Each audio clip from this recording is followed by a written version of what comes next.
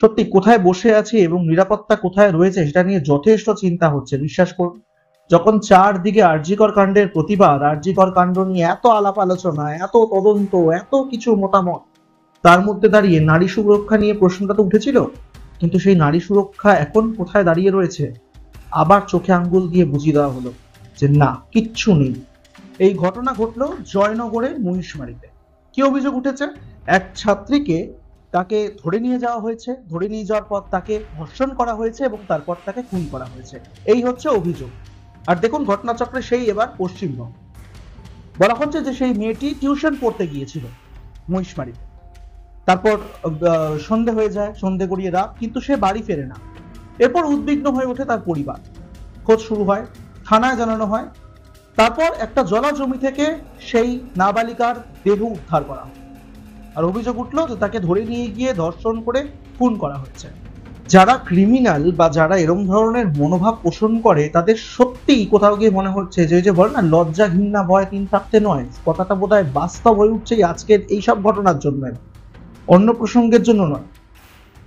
এই ঘটনার পর এবার প্রশ্ন তুলে দিয়েছে বিরোধী দল বিজেপি। সুকান্ত মজুমদার এই ঘটনা নিয়ে এবার পোস্ট করেছেন এবং যথেষ্ট রাজ্যের বিরুদ্ধে তীর্যক মন্তব্য করেছেন এবং আক্রমণ চালিয়েছেন। এবং এটা হওয়ারই কথা ছিল, কারণ বারংবার মানে আরজিকর কাণ্ড হাতে দেখিয়ে দিয়ে গেল একদম চোখে আঙ্গুল দিয়ে যে এরকম ঘটনা থেকে আমাদেরকে তাড়াতাড়ি মুক্তি পেতে হবে, এই ঘটনা ঠিক নয়, এই ঘটনার জন্য কোনো রকম ভাবে যদি প্রশাসন দায়ী হয়ে থাকে, সরকার দায়ী হয়ে থাকে, বা যেই দায়ী হয়ে থাকে, এই ঘটনা কাম্য নয়। আমরাও বারবার করে কথা বলছি, অবশ্যই কাম্য না। একজন রাস্তায় বেরোলে সে নিশ্চিন্তে সে বেরোবে, নিশ্চিন্তে সে বাড়ি ফিরবে, তার মাথায় এই চিন্তা নিয়ে তাকে বেরোতে হবে না যে সে আর ফিরবে নাকি। সেইখানে দাঁড়িয়ে আবার এরকম একটা ঘটনা ঘটে গেল একেবারে পুজোর সময়। চিন্তা করুন, দেবীপক্ষ শুরু হয়ে গিয়েছে, মায়ের আরাধনা শুরু হয়ে যাবে একদিনের মধ্যেই।